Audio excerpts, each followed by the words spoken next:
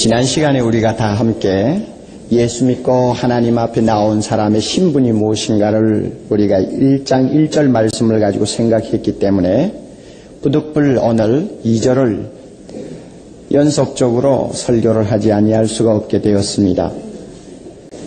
우리는 예수 믿은 하나님의 자녀인데 신분은 하나님 편에서 볼 때 성도라고 했고 사람 편에서 볼 때 신실한 자라고 했습니다. 다시 한번 여러분 마음에 회상을 하세요.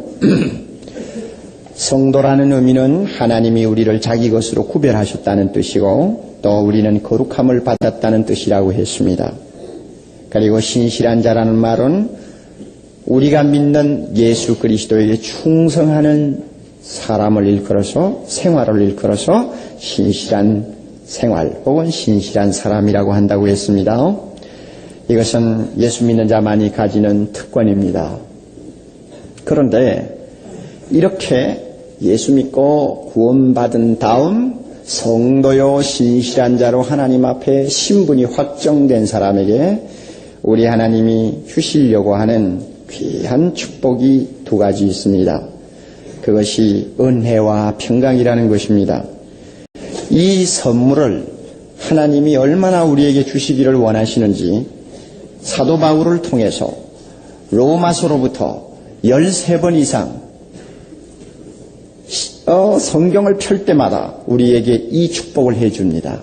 은혜와 평강이 너희에게 있을지어다. 은혜와 평강이 너희에게 있을지어다. 얼마나 귀한 것이길래 하나님께서 성경을 펼 때마다 우리에게 이렇게 말씀하시는지 우리는 그 깊이를 아직 다 모르고 있습니다. 그러나 하나님 편에서 볼 땐 대단히 중요하게 다루시는 것을 우리는 느낄 수가 있습니다. 우선 먼저 한 가지 짚고 넘어가야 될 사실이 있습니다. 2절에 우리가 초두부터 시작하면서 이 하나님 우리 아버지와 주 예수 그리스도로 쫓아 하는 말이 나옵니다. 이 쫓아라는 말이 무슨 뜻이에요? 누구로부터 하는 말하고 같은 뜻입니다. 그러니까 은혜와 평강이 기가 막히게 좋은 것이지만은 반드시 우리에게 주어지는 루트는 하나님 아버지와 주 예수 그리스도로부터 주어진다는 사실입니다. 이것은 예수 믿는 자가 어떤 관계에 놓여 있는가를 이야기하는 중요한 말씀입니다. 옛날에는 내가 세상을 살 동안 나에게 필요한 모든 것을 얻는데 그것이 어디로부터 오는지도 제대로 잘 몰랐어요. 그저 세상을 사니까 자연적으로 들어오는 걸로 알았어요. 그리고 내가 똑똑하고 내가 유능하니까 내 손에 들어온다고 생각을 했습니다. 그러나 예수 믿고 나서 이제 하나님을 발견한 다음 보면 달라져요. 관계가 다릅니다. 이제 나는 하나님으로부터 오는 것을 받고 사는 새로운 입장에 서 있다는 것을 눈을 뜨고 발견하게 됩니다. 하나님으로부터 오는 것을 받는 관계, 이 관계에 내가 들어왔기 때문에 여기에서 벗어나면 나는 존재할 수 없다는 사실을 알게 됩니다. 예수님은 이 관계가 워낙 중요하기 때문에 비유를 들어 우리에게 말씀했습니다. 나는 포도나무요, 너희는 가지라. 포도나무와 가지는 끊어지면 죽습니다. 이것은 생명의 관계입니다. 그래서 주님이 단적으로 말씀합니다. 너희들은 나를 떠나서는 아무것도 할 수 없느니라. 얼마나 절대적인 관계가 맺어졌습니까? 너희들이 나를 떠나서는 아무것도 할 수 없느니라. 이만큼 하나님으로부터 오는 것을 받는 관계, 예수 그리스도로부터 오는 것을 받는 관계는 독자적인 관계요, 독특한 관계요, 이것은 생명과 직결된 관계입니다. 그러므로 예수 믿고 나서는 이 관계에서 벗어나면 안 됩니다. 벗어날 수도 없고요.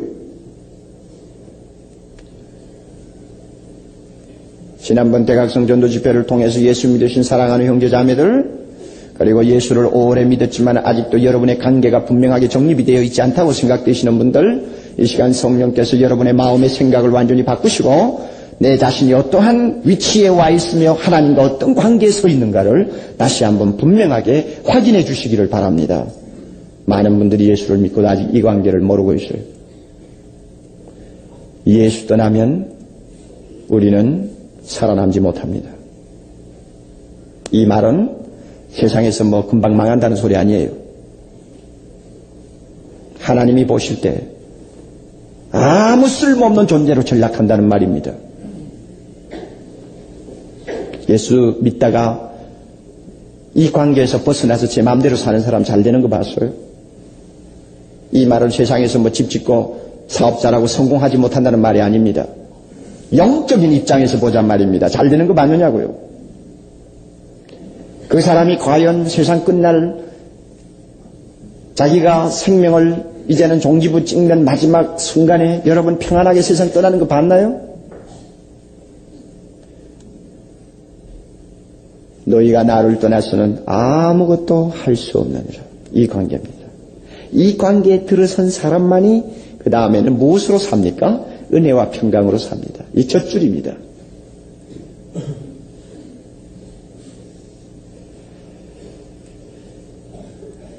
이 은혜와 평강이라는 것은 순서를 절대 바꾸면 안 됩니다. 여러분이 보실 때 평강과 은혜 절대 안 됩니다. 이것은 반드시 은혜가 먼저 오고 그 다음에 평강입니다. 왜냐하면 은혜 받은 사람만이 얻는 것이 평강이기 때문입니다. 은혜 받은 사람의 마음에서만이 체험되는 것이 평강이고 은혜 받음으로 통해서 내가 누리게 되는 하나의 축복이 평강이기 때문에 바꾸면 안 됩니다. 그런데 대부분의 사람들이 은혜는 무시하고 평강만 찾습니다. 주여 내 마음이 불안하니 평안하게 해주옵소서. 오 주여 나에게 용기를 주옵소서. 다들 야단인데 가만히 보면은 참 가련한 사람들입니다. 평강은 달라달라 해서 얻는 것이 아닙니다. 하나님이 거저주는 것입니다. 어떤 사람에게?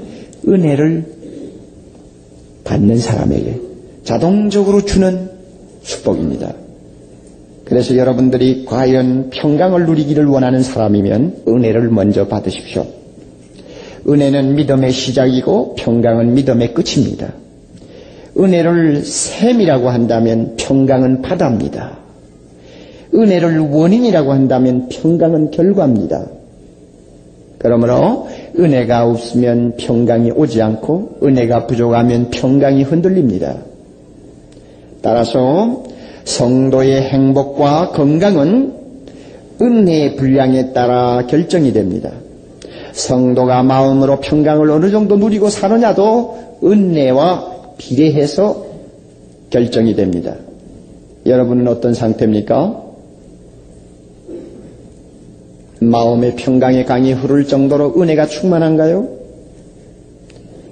아니면은 항상 자고 나도 불안합니까? 마음의 평강이 없습니까? 여러분은 평강을 탓하지 말고 은혜를 탓하세요. 왜냐하면 샘이 없으면 강이 없고 강이 없으면 바다가 없습니다. 샘이 마르면 평강은 오지 않습니다. 은혜라는 말을 교회에서 우리는 많이 사용합니다. 아마 제가 볼 때는 예수라는 말하고 믿음이라는 말 빼놓고는 은혜가 제일 많이 사용되는 용어가 아닌가 생각합니다. 그런데도 많은 사람들이 이 귀중하고 많이 사용하는 이 은혜라는 개념을 정확하게 파악을 못하고 있습니다. 오늘 이 시간, 짧은 시간이지만 먼저 이 은혜라는 말의 개념을 잘 파악하세요. 그리고 이 은혜라는 말의 성격을 분명히 아세요. 은혜는 글자 그대로 하면은 무가치한 자에게 베푸는 호의입니다. 무가치한 자에게 베푸는 호의를 은혜라고 하는데 어떤 학자는 참 재미있는 말을 했습니다. 하나님의 내리사랑이다. 그런 말을 표현했습니다. 내리사랑이 뭐예요? 올라사랑이 있고 내리사랑이 있나요? 위로 사랑이 있고 내리사랑이 있나요? 있죠.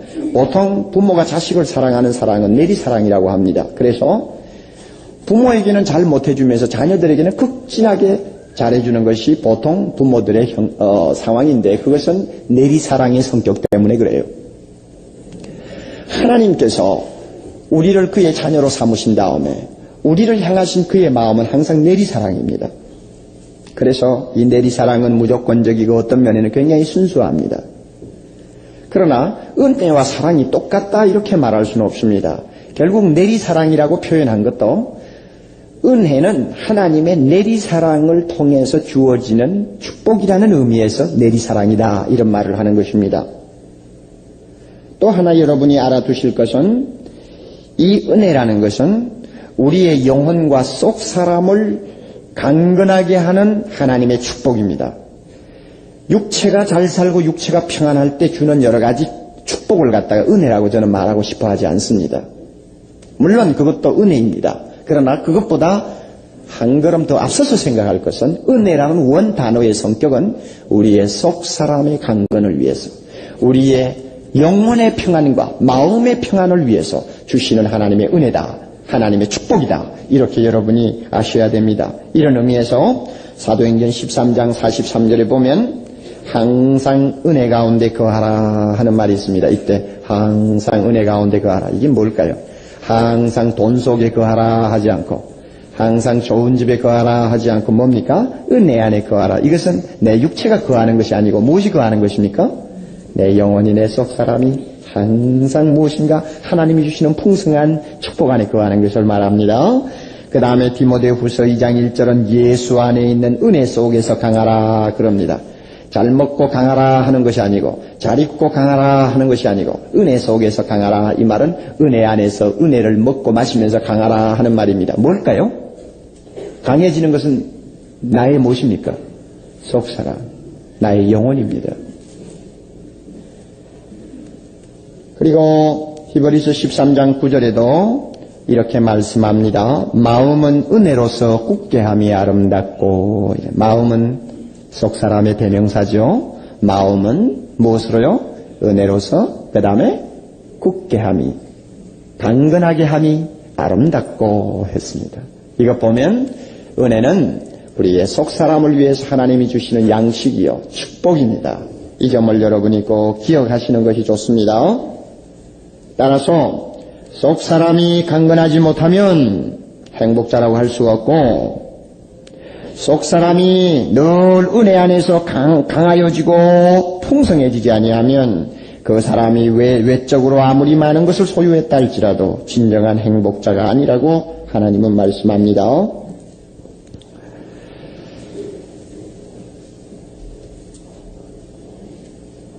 교회를 지금까지 다니시면서 이 속사람의 가치를 여러분이 어느 정도 알고 계시나요? 속사람의 가치. 우리는 항상 외적인 것을 많이 관심을 갖습니다. 하나님은 내적인 것에 관심을 갖습니다. 속사람이 은혜로 강건해야만이 겉사람도 강건할 수 있습니다. 감기를 이기는 것은 옷을 많이 껴입는 것이 아닙니다. 약으로만 감기를 이기는 것이 아닙니다. 감기 이기려면 체질이 강해야 합니다.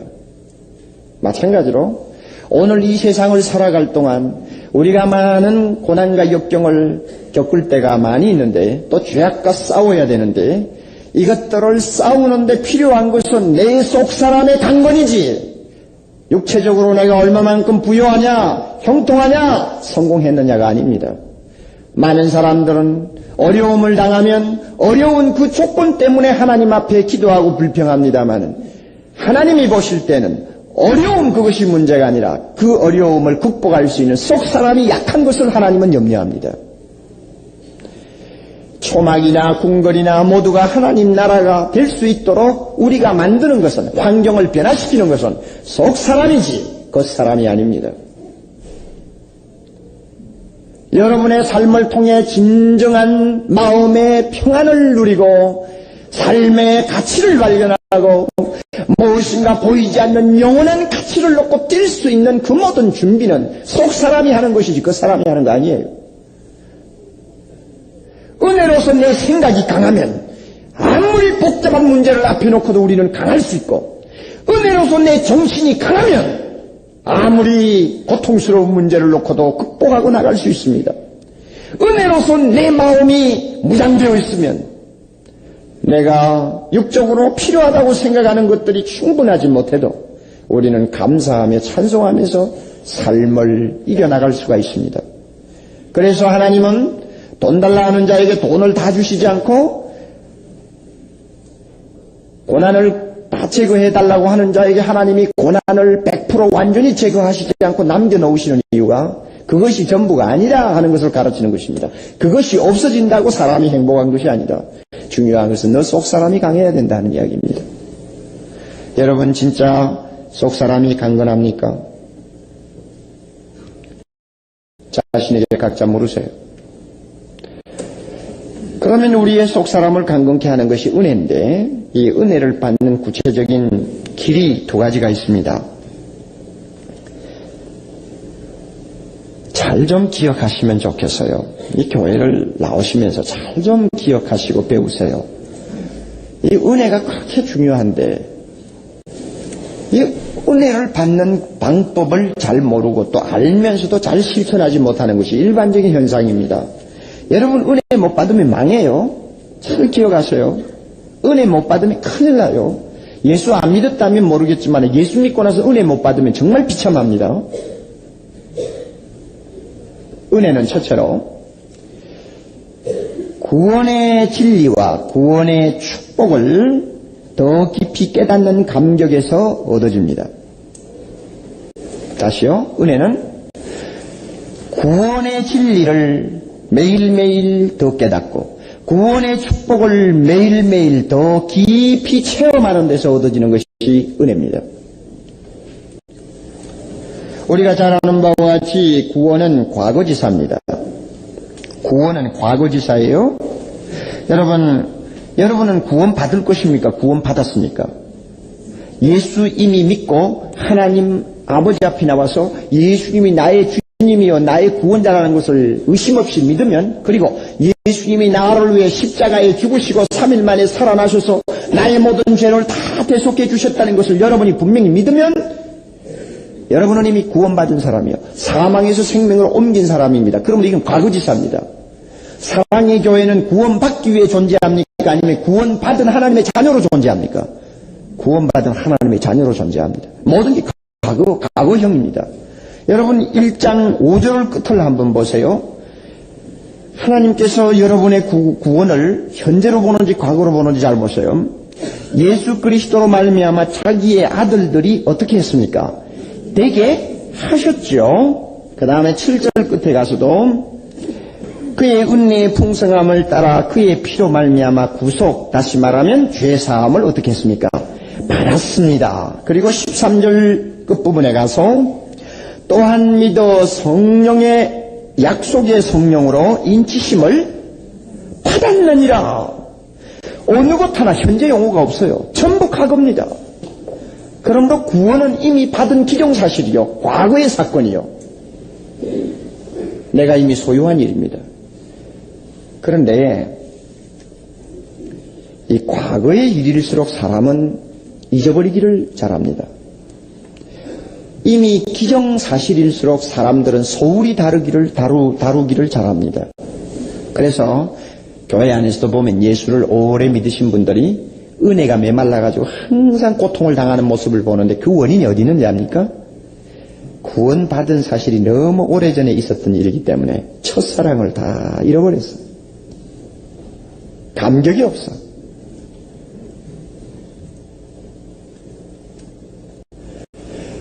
주님이 나를 위하여 십자가에 못 박혀 돌아가시고 그 보배로운 피를 흘려주셨다는 사실, 처음에 예수 믿을 때에는 그것이 마치 첫사랑처럼 마음을 사로잡았는데, 그래서 예수님 사랑하지 않냐면 못 견디고 예수님 위해서 살지 않냐면 못 견디는 뜨거운 감격을 가지고 살았는데, 세월이 흐르다 보니까 그 감격이 서서히 사라져 첫사랑이 다 떠난 거예요. 자, 그러니 손해가 무엇입니까? 영혼이 마치 가물어 메마른 풀포기처럼 말라 비틀어져요. 구원의 감격이 없으니까 말라 비틀어진다고요. 이 가운데 여러분 그런 분이 몇 분이나 됐어요? 한마디로 여러분 불쌍한 사람이에요. 교회를 다니면 교회 안에는 가난뱅이하고 부자가 있습니다. 가난뱅이가 누구요? 구원의 감격을 모르는 사람을 가난뱅이라고 그럽니다. 부자는 누굽니까? 구원의 감격이 날마다 넘치는 사람입니다. 그러므로 은혜는 어디서 오는지 알아요? 나 같은 죄인이 할 때마다 마음에 그냥 감격이 늘 솟는 사람이요. 예수 십자가 생각할 때마다 마음에 뜨거움이 일어나는 사람이요. 하나님이 주신 구원 붙잡만 들어도 마음이 정말로 감격으로 차는 사람이요. 이 사람을 일컬어서 은혜에 충만한 사람이라 그럽니다. 그래서 하나님께서는 이렇게 받은 구원을 잘 잊어버리는 것을 좋아하지 않습니다. 시편 103편에 보면 내 영혼아 내 모든 은택을 뭐 하지 말라? 잊지 말지어다. 내 영혼아 하나님이 주신 모든 은택을 잊지 말지어다. 저가 내 모든 죄악을 사하지 않았느냐? 저가 내 모든 병을 고쳐주시지 않았느냐? 저가 네 생명을 파멸해서 구속해 주지 않았느냐? 이렇게 놀라운 구원을 주신 하나님의 은혜를 잊지 말지어다. 잊으면 은혜에서 떠납니다. 그런데 여기 잊어버린다는 말을 여러분이 기억력으로만 생각하지 마세요. 여기에서 잊지 말라 할 때 잊는다 이 말은, 잊지 않는다 하는 이 말은 단순한 기억력을 다시 작동시키라는 말이 아니고 이것은 좀 더 적극적인 의미에서 나를 구원해 주신 하나님의 은혜를 날마다 더 깊이 깨닫고 감격하라는 뜻입니다. 그렇다면 방법은 하나밖에 없죠? 무엇입니까? 구원의 진리를 가득 담아놓은 것이 이 성경 아닙니까? 그러니까 내 영혼이 날마다 구원의 은혜에 감격하면서 더 깊이 그 은혜를 깨닫고 넘치는 생활을 하고 싶으면 이 하나님을 향한 첫사랑이 떠나지 않도록 하려면 성경 가까이 하는 길밖에 없어요. 하나님의 말씀을 부지런히 읽고 듣고 배우고 묵상하는 생활밖에 없습니다. 다른 도리가 없어요. 하나님이 이 길밖에 안 주었는데 어떻게 합니까? 그래서 여러분 하나님의 말씀을 우리가 들고 보면은 은혜 받은 사람에게는 단어 하나하나가 사람에게 감격을 줍니다. 성경을 볼 때마다 단어 하나하나가 나에게 마치 포도를 깨물 때 입안에 흘러들어오는 그 신비스러운 단물처럼 말씀 안에 들어있는 단어 하나하나, 구절 하나하나가 묵상하는 자에게는 그처럼 기가 막힌 단맛을 줍니다. 여러분 이 가운데서 이 사실을 알고 계시는 분이 좀 많았으면 좋겠어요. 적어도 사랑의 교회 다닌다면 성경을 들고 읽을 때마다 하나님이 주시는 은혜의 그 단맛을 좀 아는 사람들이 좀 되었으면 좋겠습니다. 저는 성경을 많이 읽는 목사는 못 됩니다. 왜냐하면 그냥 매일 앉아 성경 읽고 연구하시는 목사님들을 따라갈 수는 없습니다. 워낙 목회에 쫓기기 때문에. 그러나 하루에 한 장을 읽었든지 설교 준비하느라고 한 절을 읽었든지 간에 제가 성경을 들 때마다 그 성경은 항상 저를 사로잡습니다. 심지어 무미건조하고 전혀 나에게 어떤 은혜를 주지 아니할 것 같은 성경 단어 하나도 어떤 때는 놀라울 정도로 하나님께서 그것을 통해서 내 마음에 흘러넘치는 은혜를 체험하게 합니다. 저는 이번에 목사님들 80분을 모시고 세미나를 하는 기간 동안 우리 고급 여자 제자반 22명을 앉혀놓고 제자훈련을 시키는 그 광경을 공개한 일이 있습니다. 그러면 목사님 80분이 전부 둘러앉아서 이제 전부 의자로 놓고 앉아있고 그 다음에 우리 여자 자매들 22명과 저는 가운데 앉아서 성경을 이제 공부합니다. 목사님들이 계시든 안 계시든 그저 관심 두지 않고 우리가 평소에 하는 것과 같은 성경 공부를 합니다. 제자훈련을 합니다. 그러면 목사님들은 그 광경을 보면서 자기 나름대로 무엇을 이제 기록하기도 하고 또 뭐 배우기도 하고 깨닫기도 하는 것이죠. 그래서 그 목사님들이 교회에 돌아가시면 이렇게 가르쳐 주십시오. 이제 이것이 하나의 웅변적으로 표현되는 시간이죠. 그래서 목사님들 앉아서 기납법적인 성경 공부가 저런 것이구나. 저 말씀을 저런 식으로 끌고 가는구나. 저렇게 하니까 거기 앉아있는 자매들이 은혜를 받는구나. 이런 걸 하나하나 체크하도록 만든 것입니다. 그런데 그날 묘하게도 성경 공부 주제가 삼위일체입니다. 삼위일체라는 말은 성경에 없어요. 성부, 성자, 성령, 하나님에 대한 것입니다. 우리가 잘 아는 바와 같이 성경 가운데서 제일 어려운 교리가 있다면 삼위일체입니다. 어떻게 한 하나님이 세 분이냐? 어떻게 세 분이 한 하나님이냐? 이거는 아무리 생각해도 풀리지 않는 진리입니다. 그래서 사실 그런 내용을 가지고 공부를 하면 재미가 없어요. 그리고 은혜도 없습니다. 그래서 저는 은근히 걱정을 했어요. 내가 왜 이렇게 삼위일체 교리를 오늘 이 교재를 택했을까 생각을 하니까 암담하기도 한데, 아무튼 하나님께서 말씀을 가까이 하는 자에게는 항상 은혜 주신다는 걸 제가 믿기 때문에 한번 하나님의 은혜를 기다리자 하고는 그 시간을 앉았습니다. 처음에 공부 시작하니까 자매들 가운데서 아직도 삼위일체에 대해서 확신이 없는 자매들이 자기의 심정에 있는 이야기들을 막 털어놔요. 목사님, 나는 도무지 이해를 못하겠어요. 어떻게 한 하나님이 셋이고 셋이 어찌 하나입니까? 나는 성부 하나님은 믿어도 성자 성령이 하나님이라는 사실, 또 그분들이 한 하나님이라는 사실에 대해서 아직도 풀리지 않고 있어요. 목사님들이 앉아있는데도 부끄러움도 개의치 않고 그냥 다 털어놓습니다. 아마 목사님들이 볼 때, 제자훈련 받는다면서 저런 것도 믿지 않고 있나 하고만 놀랬을 거예요. 그러나 그 솔직한 마음이 얼마나 좋아요. 그래서 그런 문제로 서로 이야기를 주고받는데, 저는 마지막에 결론적으로 이렇게 물었습니다. 여러분, 성부, 성자, 성령 하나님에 대해서 우리는 완전히 이해 못합니다. 그런데 한 가지 여러분에게 묻겠습니다.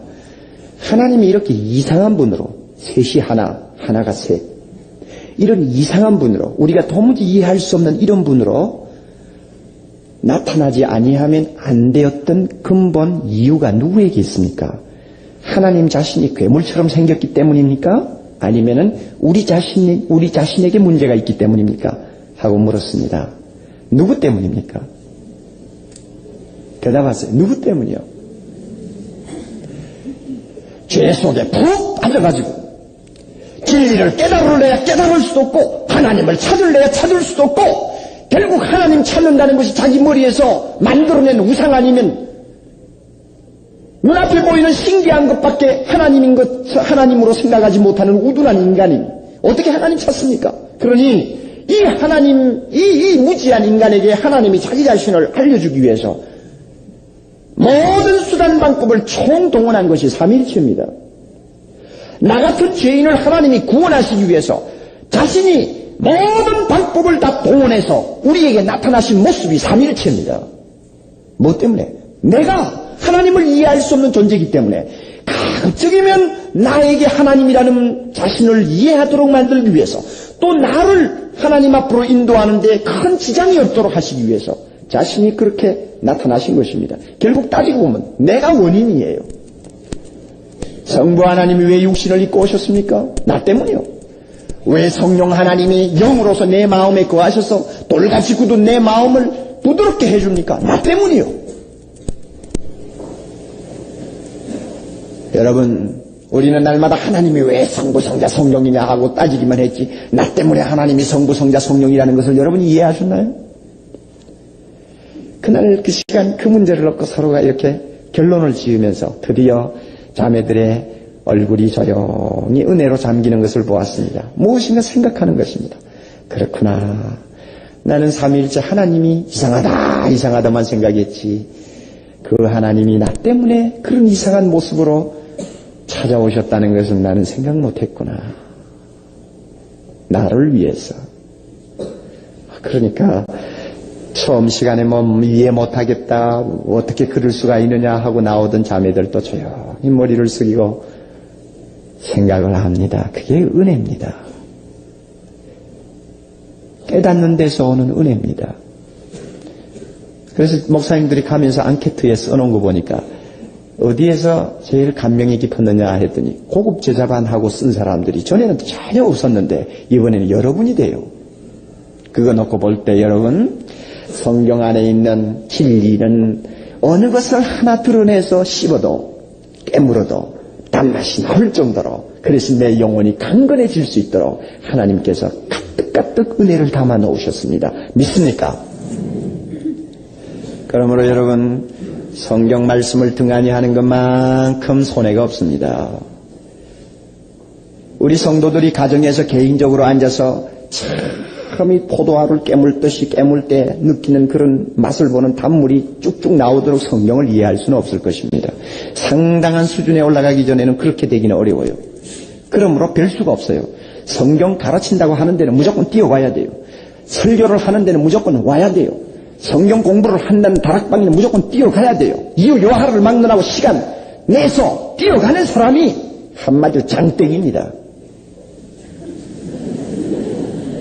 이 장땡이라는 말이 무슨 뜻인지 모르고 내가 씁니다, 지금. 최고란 말이에요, 최고. 네. 그런데 일주일에 한 번 겨우 교회에 나와서 30-40분 설교 듣고 일주일을 은혜 가운데 충만하게 살기를 바라는 사람 참 제주도 좋다고 나는 생각해요. 예? 여러분, 한 주일에 한 끼 먹고 사는 사람 손 한번 들어봐요. 아무도 없죠. 아무도 없을 거예요. 주일날 낮에 설교 한 30-40분 듣고 집에 가서 일주일 동안 은혜 풍성하고 그 은혜 때문에 마음의 평강의 강이 넘치기를 기다리는 사람들, 하나님을 너무 모르세요. 그래서 참 이 예배 시간 한 주일에 한 번밖에 못 나오시는 분들을 보면 제가 마음이 너무 답답해요. 말씀을 들으면 은혜의 강이 넘치는데, 말씀을 들으면 속 사람이 금방 강건해지는데 왜 이럴까? 그래서 최근에 어떤 목사님 이야기 들으니까 교인들 가운데서 젊은 부인들은 수요일날 저녁에 교회를 나오고 싶어도 남편에게 발목이 잡혀가지고 못 나오는 일이 너무 많대요. 나가고 싶은데도 남편이 못 가게 한단 말이에요. 그리고 가면 또 애들이랑 전부 남편이 맡아야 되니까 피곤하죠. 그러니까 야, 주일날만 가면 되지 뭘 수요일이냐 하고는 잡아버립니다. 우리 교회도 그래요. 그래서 그 목사님이 야, 이렇게 수요일 저녁에 사람이 적게 나오고 말씀을 들어야 되는데 교인들이 주일날 낮에밖에 못 나오니까 너무 답답해가지고 말씀 들을 수 있는 기회를 한 번 더 주자. 그래서 수요일날 2부 예배로 보기를 했습니다. 그래서 오후 1시에 수요 예배를 봅니다. 그러면 부인들이 이제 나오는 시간이죠. 그리고 저녁에는 또 저녁에 평소에 나오는 사람들이 나와서 예배 드릴 수 있도록 2번을 본답니다. 그래서 와, 나는 그랬어요. 참 강철이구나. 나는 못하는데. 그런데 그 목사님이 1시 예배를 시작하고 나니까요, 얼마나 많이 나오는지 내가 듣기로는 수천 명이 나온다고 들었어요. 그래서 은근히 또 욕심이 난단 말이요.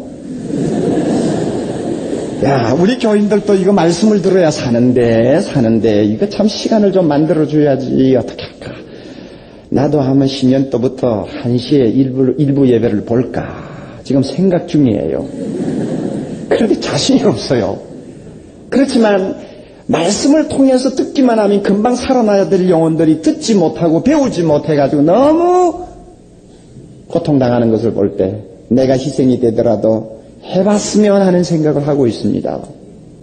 그만큼 하나님의 말씀 안에서 구원의 도리를 깨달을 때마다 내 영혼이 튼튼해지고 구원의 진리를 내가 매일매일 깨닫고 감격하는 그 시간마다 내 영혼은 은혜의 강으로 풍성해지는 것, 마치 물된 동산같이 꽃이 피고 물된 동산같이 탐스러운 열매가 맺히는 하나님의 에덴 동산이 된다는 걸 여러분이 아시나요? 그러므로 사랑하시는 성도 여러분, 하나님의 말씀 멀리하고 있습니까? 나쁩니다. 가까이 합니까? 좋습니다. 어느 쪽을 택할래요? 좋은 쪽을 택하세요. 간단하게 은혜를 받는 또 하나의 길이 있습니다. 그것은 뭐냐면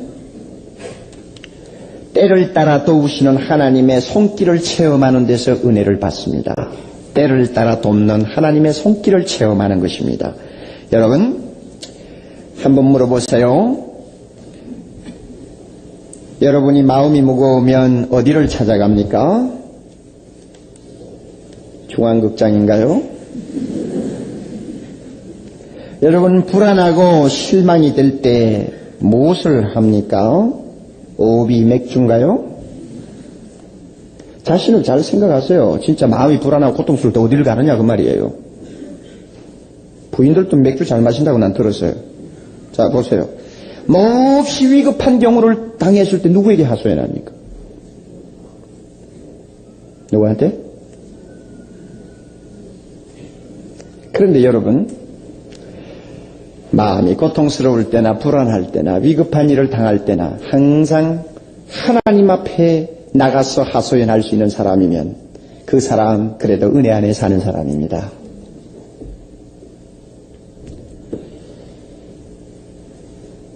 저는 이렇게 생각합니다. 우리로 하여금 기도하게 하는 것은 무엇이나 좋은 것이요, 우리로 하여금 기도에서 멀어지게 하는 것은 무엇이나 나쁩니다. 만약에 건강이 좋아서 기도를 등한히 합니까? 그 건강은 나쁜 것입니다. 여러분, 만약에 병이 있어서 그 병 때문에 기도를 더 많이 하고 주님 앞에 더 가까이 나아갑니까? 여러분은 그 병은 좋은 것으로 해석해야 합니다.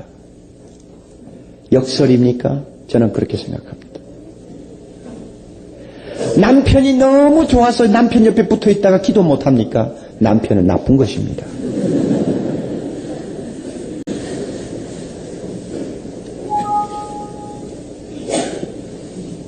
제가 20년 전 9월 17일 날 일기를 읽다가 저는 참 쇼크를 받았습니다. 뭐냐 하면 그때는 저는 폐결핵 환자였습니다. 대학을 다니면서도 결핵을 앓고 있었어요. 그래서 언제든지 병에 대한, 죽음에 대한 어떤 그 생각이 밤낮 없이 떠나지를 않았습니다. 그런데 그때 쓴 일기장 중에 이런 말이 있어요. 새벽에 잠을 깨니 4시 정각이다. 하나님이 내 기도를 들어주신다는 이상한 직감이 내 마음을 움직인다. 나는 기도를 했다. 1시간 반, 2시간이 지났는데 그때부터 비로소 진짜 기도 시간에 들어가는 것을 나는 체험했다. 그래서 제가 그걸 보다가 그때는 병이 있었기 때문에 하나님 앞에 몹시 매달렸구나, 몹시 기도했던 모양이다. 그러면 그때의 병은 나쁜 것이 아니지. 그러나 오늘 내가 이렇게 건강하니까 내가 기도에 등한히 하나? 그러면 내 건강은 좋은 것이 아니야. 기도에 게으르면 은혜가 떠납니다. 히브리서 4장 여러분이 기억나시죠? 4장 15절 16절 하나님께서 너무나 기가 막힌 말씀 하시지 않았습니까? 16절 그러므로 우리에게 대제사장이 있으므로 하는 말입니다. 우리가 긍휼하심을 받고 때를 따라 돕는 은혜를 얻기 위하여, 때를 따라라는 뜻이 무슨 뜻입니까? 필요할 때마다 아닙니까? 나에게 필요할 때마다 돕는 은혜를 얻고 싶으냐? 그러면 은혜의 보좌 앞으로 담대히 나아갈 것입니다. 하나님이 계시는데 그 계시는 보좌가 은혜라고 했습니다. 하나님은 때를 따라 우리를 도와주시기 위해서 준비하고 계십니다. 그러므로 그 때를 따라 돕는 은혜를 받기 위해서는 방법이 하나밖에 없어요. 무엇입니까? 담대히 나아간다는 뜻이 무슨 뜻입니까? 기도한다 하는 뜻입니다. 기도 안 하면 안 돼요. 그래서 예수 믿으면 될 수 없습니다. 기도해야 돼요. 여러분 기도 시간 더 늘리세요. 아무리 바쁘다고 해도 그건 핑계입니다. 통하지도 않아요. 여러분 하나님 앞에 들어가면은 너무나 큰 은혜를 많이 주는데요. 그렇게 마음이 고통스러워도 하나님 앞에 가서 가만히 무릎 꿇고 앉아보세요. 그 고통, 그 시간에 사라지는 거 여러분 알아요? 근심 걱정이 막 가슴에 가득하게 쌓여가 잠도 안 오는 사람이 조용히 골방으로 들어가서 하나님 아버지 하고 무릎 꿇으면 벌써 하나님이 처방 다 하고 계시는 거 여러분이 아시나요? 왜 기도 시간을 자꾸 줄이세요? 때를 따라 돕는 은혜를 얻기 위하여 하나님의 보좌 앞에 나가서 그 때를 따라 돕는 은혜를 얻어 나오는 그 재미, 그것이 있을 때 나에게 은혜가 넘칩니다. 그 재미가 없으면 은혜가 메말라요. 우리 교회에서 조금씩 돕는 이 임마누엘 장애자 뭐라고 그러던가, 장애자 집이라고 그러던가. 그 장애자 집이 있는데 거기에 한 32명이 불구자가 같이 삽니다. 전부 젊은이들입니다. 뭐 자동차 사고로 불구가 되고 뭐 어떻게 해서 불구가 된 불구자들만 30몇 명이 사는 집을 전세내가지고 살고 있어요. 그런데 주인이 불구자들만 드나드니까 집 이미지가 나빠진다고 이 겨울을 앞두고 쫓아냈어요. 집에서 나가라고 쫓아내버렸단 말이에요. 자, 그러니 이 불구자들이 어떻게 합니까? 하나님 앞에 매달렸습니다. 은혜의 보좌 앞에 나가서 매달렸어요. 하나님이 어떻게 합니까? 도와주옵소서 하고 매달렸더니 6,500만 원이 생겨가 집 하나 샀어요. 놀랍죠? 우리 교회에서는 300만 원밖에 못 도와줬어요. 그런데 모교회 권사님을 움직여서 1,500만 원, 또 누구누구를 움직여서 또 1,000만 원, 어디서 굴러오는지 하나님이 준비했다가 전부 보내주는 거야. 그래서 그 불구자들이 이 추운 겨울 앞두고 그럴듯한 집 하나 얻었어요. 그래가지고 6,500만 원 주고 들어갔더니 동사무소에서 그 옆에 있는 시유지를 100평 더 떼가지고 한 10년 동안 갚아도 되니까 이것까지 같이 보태서 다음에 집을 지으라고 붙여줬습니다. 하나님이 얼마나 좋은 하나님입니까?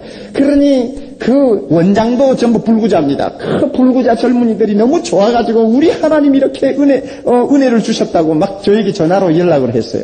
그래서 제가 볼 때 예수 믿으면서 그런 재미도 있어야 살지. 그렇잖아요. 그런 재미도 모르고 사니 무슨 은혜가 있겠어. 그럼 그런 재미를 얻는 방법 무엇입니까? 하나님의 보좌 앞으로 담대히 나갈지어다. 아멘. 기도 많이 하세요. 아멘. 입 다물고 가만히 앉아 계셔야죠. 그렇게 좋은 것을 준다는데도 가만히 앉아 계세요. 온 세상에. 다시 기도 많이 하세요. 네. 거짓말 하지 마세요. 아멘. 자, 오늘 보세요. 은혜 받는 길, 말씀을 가까이 하면서 구원의 진리를 계속 깨닫는 축복에서 온다. 은혜의 보좌 앞에 가서 기도로 때를 따라 돕는 은혜를 얻을 때 온다 그랬습니다. 그 결과가 뭡니까? 그런 은혜를 받으면 결과가 평강입니다. 평강이요. 아무것도 염려하지 말고 오직 기도와 간구로 너희 구할 것을 감사함으로 하나님께 뭐하라? 아뢰라. 그리하면 평강은 자연입니다. 지각에 뛰어난 하나님의 평강이 우리의 생각과 마음을 어떻게 한다고? 시킨다. 평강은 자연적으로 오는 것입니다. 자, 금강댐 때문에 지금 우리가 노이로제가 걸려있죠. 이야, 이제는 큰일 났구나 다들 생각을 합니다. 그래서 마음이 불안합니다. 이 젊은 대학생들 보니 빨간 물이 들어가지고 지금 새빨개졌단 말이요. 참 지금 이 추운 겨울을 앞두고 들어가서 고생하는 거 생각하면 얼마나 가슴이 아픕니까? 우리 모두가 책임이에요.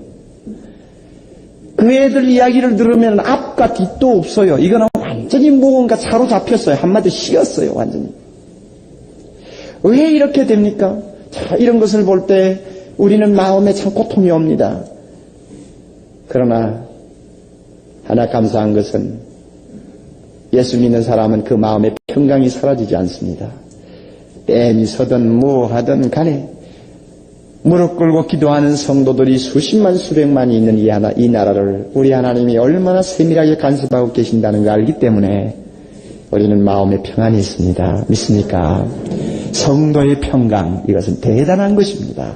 여러분, 은혜 받고 마음의 평강을 가지고 살면서 주변에 있는 약한 사람들을 붙들어 주세요.